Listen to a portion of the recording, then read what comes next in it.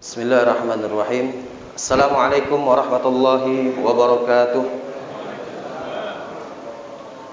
Nahmaduhu wa nusalli wa nusallim ala rasulihil karim wa ala alihi wa ashabihi ajma'in, amma ba'du. Pertama-tama sama-sama kita hormati para pengurus masjid, para habaib, para kiai, para ustaz. Semoga kehadiran kita semua ini menambah keberkahan daripada majelis ini. Amin ya rabbal alamin. Hadirin Bapak Ibu yang dirahmati Allah Subhanahu wa taala. Pertama, sebelum saya menyampaikan daripada tausiah saya atau kultum ini, saya mau sapa ibu-ibu. Ibu-ibu sehat semuanya? Lemahnya gak Bu? THR udah keluar? Belum? Keluarkan Pak, cepat. Bukan apa, kalau tak ada keluar THR ni cepat, ibu-ibu banyak penyakitnya. Sakit kaki lah, sengal lah, pokoknya malas berkemas. Jadi kalau nengok ibu-ibu atau isteri bapak-bapak agak masam-masam sikit mukanya, cepat keluarkan duit. Kalau enggak dia tak mau berkemas. Tapi saya sarankan juga ibu-ibu ini rajin-rajin berkemas dekat nak lebar ni. Kenapa? Ada satu cerita itu, ketika nak lebar ibu-ibu ini berkemas di rumahnya, dibersihkannya semuanya. Ketika dia membersihkan jam, diangkatnya jam tu berhamburan duit 100.000. Lalu dia bilang apa? Bang, ini duit siapa? Kata bang itu duit jin, kata dia. Ngapa pula duit jin? Udah aku tapukkan masih kau dapat La ilaha illallah. Ni tok berjalan ni isi. Tok berjalan isi. Kalau ada Pak Haji di samping, jeling-jeling dia sikit. Pak Haji ni kalau dijeling dia, keluar duit lah. Kalau ndak tak nak mau dia keluar, senyum ya dia.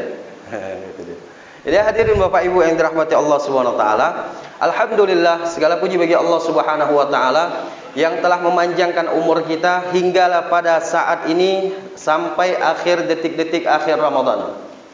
Berapa banyak orang-orang di luar sana yang sama-sama kita minta dengan Allah Subhanahu wa taala. Dalam masjid ni kita semua minta dengan Allah Subhanahu wa taala. Sepekan, 2 pekan sebelum Ramadan sama-sama kita memanjatkan doa kepada Allah Subhanahu wa taala.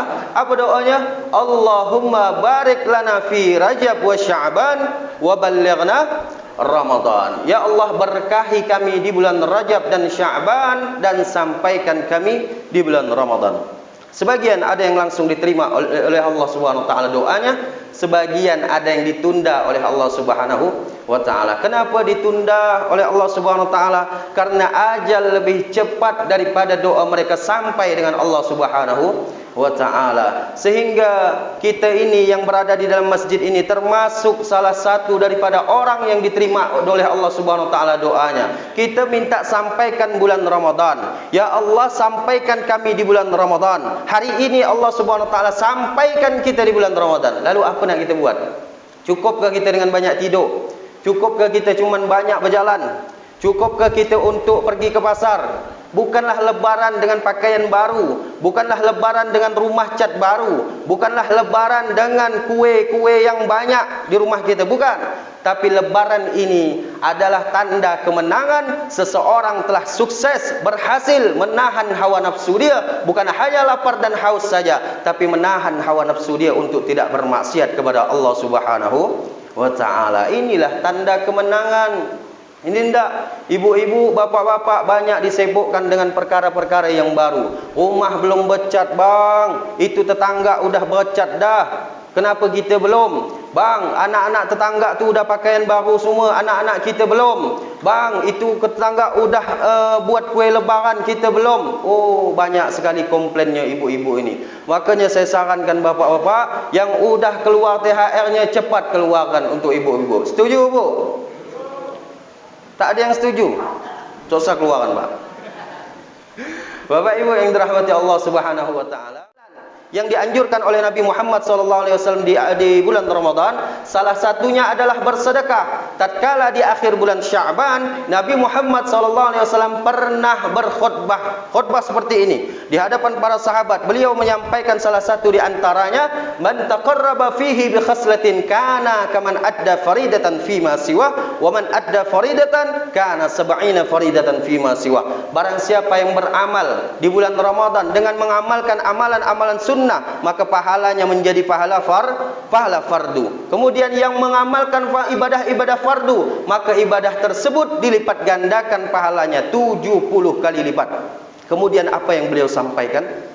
Man fattara fihi sha'iman kana maghfira lidunubihi wa itqa raqabatihi minan nar. Barang siapa yang memberikan makanan berbuka puasa kepada orang yang berpuasa, maka ia akan mendapatkan 3 hal. Apa 3 hal tersebut? Yang pertama, dia akan diampunkan oleh Allah Subhanahu wa taala. Yang kedua, dia akan dijauhkan dari api nerakanya Allah Subhanahu wa taala. Yang ketiga, wa kana lahu mislu ajru min ghairi ayyun qasamin ajrihi syai'un. Dia akan dapatkan pahala sebagaimana pahala orang yang dia berikan makanan berbuka puasa tersebut.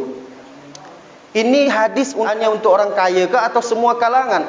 Untuk semua kalangan. Jadi ketika Nabi Muhammad SAW sampaikan hadis ini, para sahabat, salah seorang sahabat ada yang protes. Ya Rasulullah, kata dia, ya Rasulullah, laisa kulluna yajidu ma yufattiru shaim. Tidak setiap kami ini bisa memberikan makanan berbuka puasa kepada orang yang berpuasa, karena di antara kami ini ada yang miskin, ada yang kaya. Tapi tidak terjadi di tempat ini. Di tempat ini Masya Allah semuanya kaya-kaya. Amin. Mana buktinya? Buktinya siapa pun yang ceramah di sini, balik daripada ceramah tu senyum mukanya. Betul? Betul kan? Kalau masjid lain agak-agak kusut sikit. Makanya bulan Ramadan ini asal nengok ustaz tu agak-agak masam sikit muka, tambah sikit. Ndak, tentunya ustaz-ustaz ni pertama mengharap ridha Allah Subhanahu wa taala, tak mengharap amplop. Amplop ndak, jumlahnya yang penting. Dekat nak lebar ni. Sallu ala Nabi Muhammad.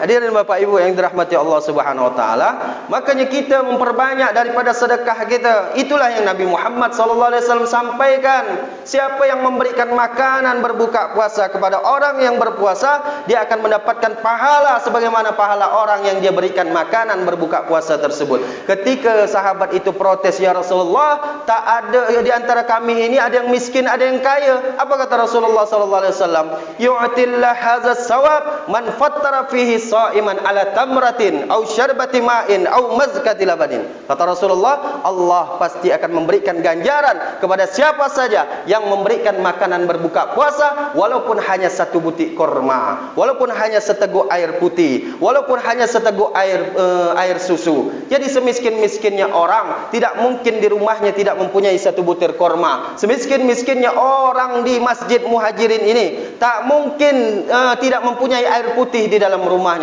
Cuman jangan pula mentang-mentang ada hadis ini benar-benar air galon ya diantar. Ini luar biasa parah masinnya. Ustaz, kan Ustaz sampaikan hadis itu kalau 1 butir korma ya dapat menjauhkan dari siksa api neraka. Datanglah Pak Haji itu besok sore, dia datang. Kemarin Ustaz tu kultum mantap kata dia.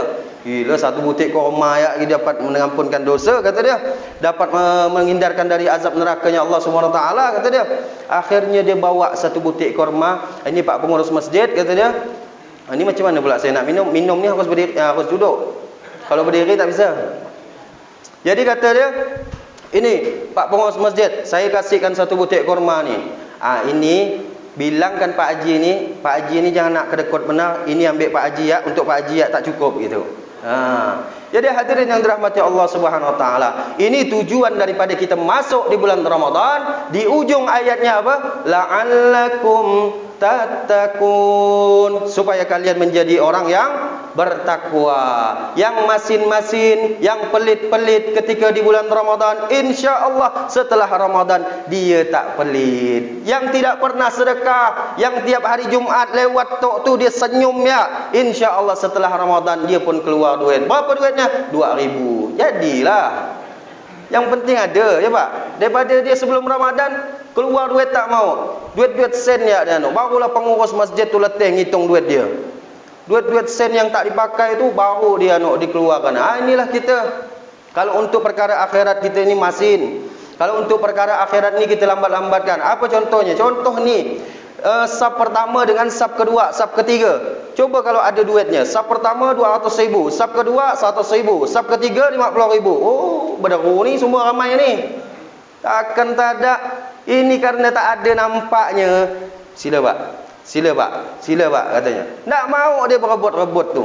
Inilah manusia zaman sekarang. Makanya tujuan kita dimasukkan di bulan Ramadan, tujuan kita dipanjangkan umur oleh Allah Subhanahu Wa Taala supaya kita ini beramal dengan sungguh-sungguh. Jangan sampai kita sia-siakan bulan Ramadan ini. Anggaplah Ramadan ini Ramadan yang terakhir bagi kita. Anggaplah solat ini solat yang terakhir bagi kita. Kalau kita sudah mendapatkan daripada solat kita seperti ini, maka kita akan mendapatkan kekhusyuan yang sempurna di hadapan Allah Subhanahu wa ta'ala. Hadirin Bapak Ibu yang dirahmati Allah Subhanahu wa ta'ala, dan juga di antara amalan-amalan yang dianjurkan oleh Nabi Muhammad sallallahu alaihi wasallam ketika bulan Ramadan ini, perbanyak i'tikaf di bulan Ramadan. Cuman i'tikaf ini jangan pilih-pilih. Hari-hari ganjil ya dia i'tikaf. Hari genap dia tak mau. Aku tak mau hari genap karena hadis tu mengatakan bahawa hari ganjil ya turun Lailatul Qadar. Ini salah, pemahaman yang salah. Dia tidak dapatkan sunnah Nabi Muhammad sallallahu alaihi wasallam. Kana Nabi sallallahu alaihi wasallam fi kulli Ramadan ya'takifu 10 ayyamin. Karena Rasulullah sallallahu alaihi wasallam ketika bulan Ramadan, setiap bulan Ramadan beliau i'tikaf 10 hari di akhir Ramadan. Untuk mendapatkan sunnah, ayo kita i'tikaf 10 hari Ramadan. Insya-Allah pengurus-pengurus masjid sini menanggung sahur kita. Amin. Jangan masin-masin, ibu-ibu masak antarkan ke masjid. Insya-Allah dapat pahala puasa orang tadi. Ikan teri ada, ikan teri tak apa. Keropok ada, keropok tak apa. Antarkan ke masjid. Insya-Allah tewas, selesai. Makan pokoknya apa di Masjid Muhajir ini? Pokoknya habis. Semuanya antarkan. Insya-Allah kita mendapatkan keberkahan daripada bulan Ramadan. Hadirin Bapak Ibu yang dirahmati Allah Subhanahu Wa Taala, yaitu kita i'tikaf. Kenapa kita dianjurkan i'tikaf? Karena di luar sana banyak godaan-godaan syaitan. Ustaz, syaitan itu kan dibelenggu di bulan Ramadan. Kenapa pula kita harus i'tikaf untuk menghindarkan syaitan? Memang syaitan itu banyak dibelenggu di bulan Ramadan, tapi manusia ini banyak jadi setan di bulan Ramadan. Tengoklah di juadah-juadah tu. Saya 2-3 kali beli kuih ni. Dari hari pertama sampailah sekarang ni cuman 2-3 kali. Dapat dihitunglah saya ke juadah tu. Tak mampu. Tak mampu kenapa? Noleh kanan paha. Noleh kiri tak berbaju. Noleh depan pokoknya kena. Depan belakang semuanya kena. Makanya udahlah. Saya banyak-banyak i'tikaf di masjid.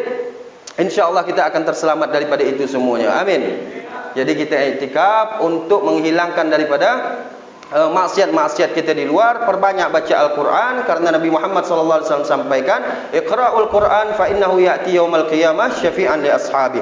Bacalah Al-Quran karena Al-Quran tersebut akan memberikan syafaat nanti di hari kiamat. Maka kita banyak baca Al-Quran. Kalau bisa hatamkan 1 kali di bulan Ramadan ini, minimal 1 kali. Kalau bisa 2-3 kali, insya-Allah amalan-amalan kita di bulan Ramadan ini diterima oleh Allah Subhanahu Wa Taala. Dan berdoa kepada Allah Subhanahu Wa Taala, Allahumma ja'alna fi hadhihi al-lailati syarifatil mubarakah minas su'ada'il maqbulin. Ya Allah, jadikan kami ini semua di malam yang agung ini, yaitu bagian daripada orang-orang yang diterima amalnya dan senantiasa diberikan kebahagiaan oleh Allah Subhanahu wa taala. Wala taj'alna minal ashqiya'il mardudin. Ya Allah, jangan kau jadikan kami bagian daripada orang yang dikatakan Nabi Muhammad celaka, yaitu orang yang tidak diterima amal baiknya. Kata Rasulullah, man kam min sha'imin laisa lahu min siyamihi illa al-ju' wal 'atas. Berapa banyak orang yang berpuasa tapi dia tidak mendapatkan apa-apa dari Allah Subhanahu wa taala melainkan hanya lapar dan haus saja. Makanya kita ini di bulan Ramadan bukan hanya dituntut untuk menahan lapar dan haus saja, akan tetapi kita tahan mata kita, tahan telinga kita, tahan tangan kita, tahan kaki kita untuk tidak bermaksiat kepada Allah Subhanahu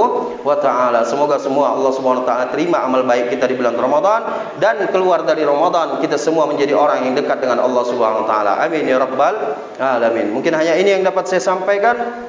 Kurang lebihnya mohon maaf, bila ada silap salah kata mohon dimaafkan. Wabillahi taufiq wal hidayah war ridha wal inayah. Assalamualaikum warahmatullahi wabarakatuh.